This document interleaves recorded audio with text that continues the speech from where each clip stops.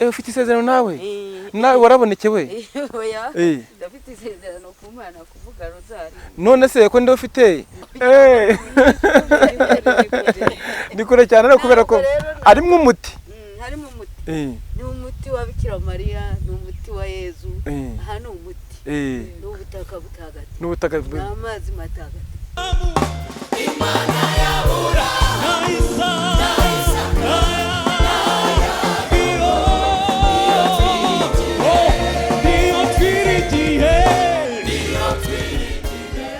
muraho neza yego aya mazi ngo nayo umugisha dore nanjye bampaye akajerekani barambwira bati utataha utavomye ko muri ano mazi twebwe rero turi abanyamakuru tuvuye ku kinyamakuru bita Juste cyangwa se Yusitini tuje natwe kugira ngo twereke abantu ku ngoro y'umubyeyi Bikira Mariya twahageze none se nawe ujya uvuga ishapure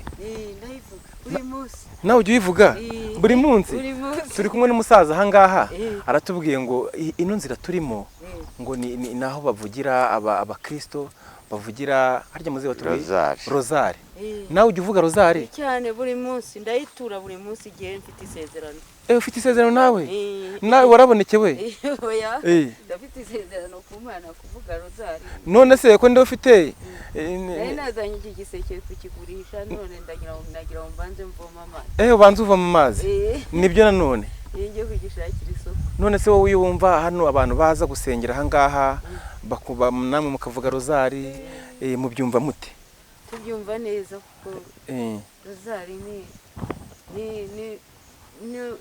niko Bikira Mariya yavuze yuko umukirisitu wese ari kuvuga rozari umukirisitu wese ni ukuvuga rozari rozari nyine niyo shingiro ryacu ry'amahoro kugira ngo tuzabonane n'umubyeyi Bikira Mariya tuzamwegere ka rozari buri munsi iyo ubonye umwanya urakanguka ukabwira umubyeyi Bikira Mariya ntabwo mbeshya na Bikira Mariya byumve na Yesu Haleluya none se aya mazi tugiye kuvoma cyangwa se hano ku isoko kuki abantu bakunda kuza kuyavoma no kubera iki barayavoma nyine ayo mazi ni meza nta kintu atavura aravura ibyo bintu byose bamwe bikururiza bazana ibintu by'ibidayimoni byabo biki byose ibintu bidafite umumaro aravura indwara zose z'amoko bivuga ngo aya mazi uyahaye umuntu urwaye amadayimoni urwaye ubundi burwayi yizeye ahita akira mbega bivuga ngo nanjye ngomba kuyacyura ugomba kuyacyura ukajya ubaho n'abantu baranayasaba nanjye ubu ndayakunda buri gihe simba ntayafite naba nabuze nk'umwana n'umwe dore abana bagiye kwiga noneho rero biga hari iwacu mbase iwacu ni hakurya y'akavuguto naje nyagendere ni kure cyane no kubera ko arimo umuti ni umuti wa Bikira Mariya ni umuti wa Yezu aha ni umuti ni ubutaka butagatifu n'amazi matagatifu yego Imana ikomeze kongerera uburame amen noneho ibanga ririmo muri iyo myaka 76 kugira ngo aya mazi nyine ukomeza kuza kuyavoma no kuba uri mu gakiza ni hebanga wakoresheje nukuri ndi mu gakiza ubu ngubu nafunzwe n'imyaka 15 ndayimara muri gereza mumaze imyaka 4 mfunguwe ngenda nkorera Imana ngaruka nkorera Imana irandinda iranzana ingarura hano none se niye mpamvu ngeze Nyamagabe ndayikorera n'abantu bose barumirwa mfite n'amadarubindi nge hariya ngasoma ubasha gusoma warufunzwe kubera iki kandi warufunzwe kubera nari mfunzwe kubera ibyo abantu nyine bamwe bamashyari bavuze ngo muri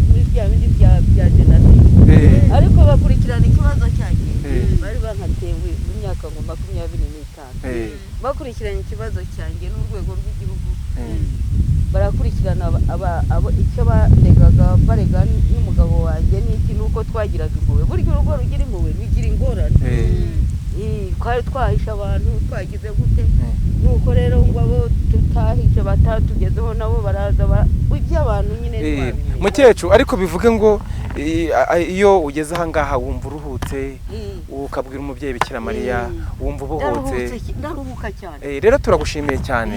Turagushimiye, reka twe gutinza. Bino bintu by'umukecuru biraryoshye. Inkuru nziza. Niyihe nama yagira abandi bakecuru? Gira iki nama ubwira abandi bakecuru? Abandi bakecuru ndagenda nkabakangurira, ndabigisha n'ubu naraje. Ndi umuntu nari ndi mu muryango w'abamama Gatolika. Abandi bakurikira Bikira Mariya bagendana nawe batega ingoro. Niko bamfuze meze, bamfunze mvuye inyumba mu Nyakibanda mu mahugurwa. Mpamaze ibyumweru 2 baraza baranjyana i Nyamagabe, ndakomeza ndayikorera. Noneho rero babura n'usoma musenyeri hariya Nyamagabe ari amadarubindi, noneho ndasoma kuko nyine ndasoma nyine ndeza rwose ngasoma ngo ndi umukecuru kandi nta shuri nize. Roho w'Imana roho mutagatifu ni waje kugeraho. Ubundi nabaye mu nka turi n'iki giseke tuze kukiwandi Nyamagabe. Yego nibyo byari bintuze. Sinagira kungemurira, sinagira bike, ariko nyine nkicara hasi nkaboha igiseke nkahaguruka njya muri korari. Ndafite imyambaro ya korari inyuranye. Nari n'umukuru wa santarari, nari mu wa gatatu. Nkagenda nsenga Imana, abasenyeri bose barandu. Reka da urakoze cyane rero. Kagarara nkakugira Imana. Turagushimiye rero. Ati no ubutaka butagatifu. Imana iguheze umugisha kandi umubyeyi Bikira Mariya akomeza guha imbaraga. Hari akantu nashyizeho hano gatoya, akomeze aguhe imbaraga rwose anagushoboze. Rero mugire umunsi mwiza, turabashimiye. Ni kano kantu nari nagushyizeho kugira ngo twumve amajwi neza. Umunsi mwiza. Murakoze namwe bana baho. Uriya turi abana bawe. Muze ko bahubatse hano hasi. Bara hariya iyo izuba ryabaye ryinshi hari igihe nk'umunaniwe cyane, buriya baragenda naho bakahataramira abantu. Murabona rero ntabwo byoroshye kuhamanuka bitewe n'umuhaname bwaho. Ni umusozi ucuramye koko nyiri ujya mu kabande. Narinze no kwambara silipa, narinze kwambara kamambiri rwose, murabibona ntabwo byoroshye. Uzaze witeguye uzi neza aho ugiye.